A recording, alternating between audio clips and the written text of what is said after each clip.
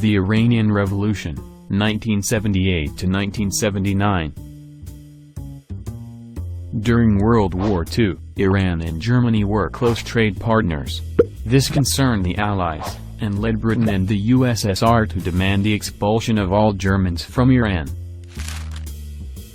When the Shah did not oblige, Iran was occupied. Under pressure, the Shah surrendered the throne to his son, Mohammad Reza. The United States and Britain saw Reza as the key to their goals in Iran. Together, they removed all opposition of the Shah and allowed him to take power. The Shah began his attempt to modernize Iran and gain power, and set reforms which ignored traditional Islamic law. Meanwhile, Ayatollah Khomeini, a man who opposed the Shah's rule, gained power. He considered the Shah to be an enemy of Islam, who ignored the welfare of his people. These ideas resonated with Iranians of all classes and ideologies. In January of 1978, after a negative article was published about Khomeini, theology students protested and were killed by the Iranian army.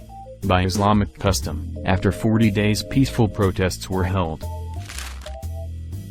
However, in the city of Tabriz, government forces who were sent in to control the demonstrations ended up killing over 100 people. This cycle continued, with the government killing thousands of protesters. Finally, in December of 1978, 2 million took to the streets of Tehran in protest.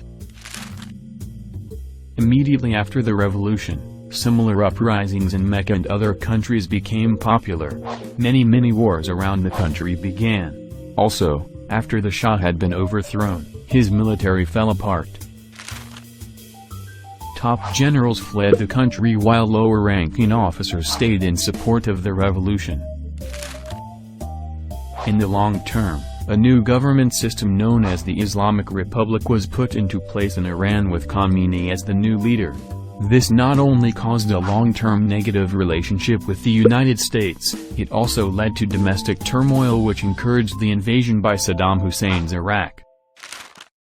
40 years ago, Shiite Ayatollah Ruhollah Khomeini spearheaded a revolution that deposed the monarchy in Iran. In its place arose an Islamic Republic. A repressive theocracy had replaced an authoritarian monarchy, and almost overnight Iran had been transformed from a crucial US ally into a bitter opponent. Here are some of the key dates that led to the revolution. From 1941 to 1979, Mohammad Reza Shah Pahlavi, a close partner of the United States, had ruled Iran. He modernized Iran while forcefully suppressing dissent and political freedoms. The clergy opposed the Shah's social and economic reforms. Discontent grew until in 1978, anti-Shah demonstration spread across the mostly Shia country. Strikes and mass protests erupted, and accusation flew that the Shah was the US puppet. Martial law was imposed. Cassette tapes of speeches by the 76-year-old Khomeini were smuggled into the country, fueling the unrest. Many Iranians took to the rooftops at night to shout Allahu Akbar, or God is great, to express their protest. On January 16, 1979, the Shah left Iran for what was officially a vacation. Many Iranians rejoiced with chants of "The Shah is gone." The man who'd ruled the country for 37 years would never return from exile, dying some 13 months later. On February 1st, a crowd of around 3 million people in Tehran welcomed Khomeini's return from 14 years of exile. Asked about his feelings, the Islamic revivalist famously gave a cryptic one-word answer: nothing.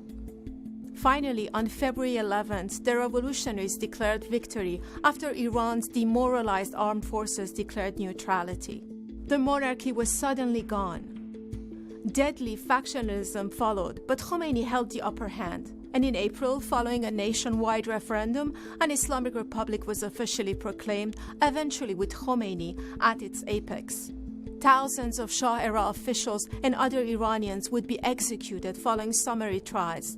Student revolutionaries would storm the US embassy, taking dozens hostage. Tehran would doggedly pursue anti-Western policies for decades to come. The revolution's 40th anniversary arrives at a critical juncture for the Islamic Republic, hobbled by U.S. sanctions, infighting, and the frustration of a restless young populace, most of whom were born after the revolution. Some regime insiders have warned recently that the Islamic establishment could collapse. Even one of Khomeini's own grandsons warned there's no guarantee that this system his grandfather created would survive. Despite such speculation, it is clear that the clerical establishment remains firmly in place.